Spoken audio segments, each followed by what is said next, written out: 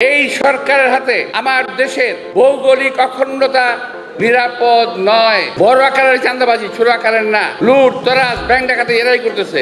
90,000 কোটি টাকা গত 8 মাসে পাচার হয়ে গেছে। আমাদের নির্বাচন হাসিল করতে হবে, আদায় করে নিতে হবে। জনগণের ভোটের অধিকার আমাদের ন্যায্য অধিকার, এটা আমাদের পাওনা, হিসাবের পাওনা আমরা বুঝে নিতে চাই। আমরা ভিক্ষা চাই না, আমরা হিসাবের পাওনা চাই। আমি যখন দেখছি আমার দেশের, আমি হয়তো আরো পরে নির্বাচনের কথা বলতাম কিন্তু এখন কেন বলছি, আমি দেখছি আমার স্বাধীনতা সার্বভৌমত্ব নিরাপদ নয় এই সরকারের হাতে। আমি আবার বলছি, এই সরকারের হাতে আমার দেশের ভৌগোলিক অখণ্ডতা নিরাপদ নয়। এই সরকারের একজন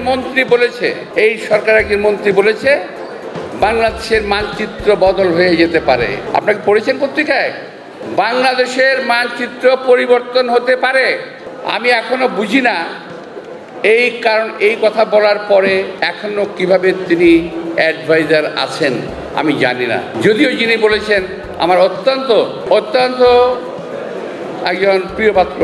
আমার কথা হলো যে যারা নাকি এই কথা ইতিপূর্বে বক্তারা বলেছেন, সদস্য সংগ্রহের ব্যাপারে আমাদের অত্যন্ত সাবধান থাকতে হবে। কিছু গোষ্ঠী আছে, কিছু লোক আছে যারা সুযোগ সন্ধানী, কোনো সময় রাজপথেও আসে নাই, মিছিলও করে নাই, মিটিংও করে নাই। হয়তো আমার সঙ্গে আপনার সঙ্গে একটা যোগাযোগ আছে কিংবা ছিল ব্যক্তিগত, কিন্তু সেই সুযোগ নিয়ে তারা বিভিন্ন অঞ্চলে বিভিন্ন সময়ে বিভিন্ন জায়গায় সুযোগ নিচ্ছে, চাঁদাবাজি করছে, দখলবাজি করছে, আর বিএনপি বদনামটা বিএনপির ঘাড়ে আসতেছে। এখান থেকে আমাদের সাবধান থাকতে হবে এবং ওই শ্রেণীর লোককে সদস্য করা যাবে না। আর ছদ্মবেশী আওয়ামী লীগ তো নয়, এটাকে মাথায় রাখতে হবে যে আমাদের চাঁদাবাজি দখলবাজি অভিযোগ করা হচ্ছে। আমি বলতে চাই, বিএনপি কখনো চাঁদাবাজি দখলবাজির মধ্যে নাই। এখন প্রথম দিকে যারা করেছিল, আমাদের নেতা তারেক রহমান প্রায় 1 থেকে 1,500-এর মতো দল থেকে বহিষ্কার করেছে। আমরা তাদের বিরুদ্ধে ব্যবস্থা নিয়েছি, এখন নাই।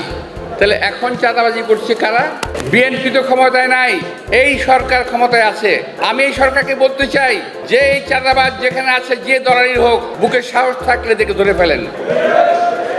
কিন্তু আপনাদের বুকে ওই সাহস নাই, কারণ আপনার দল, আপনার সাঙ্গপাঙ্গ যারা আছে এই সরকারে, তারাই নিজেরা এখন চাঁদাবাজি করতেছে।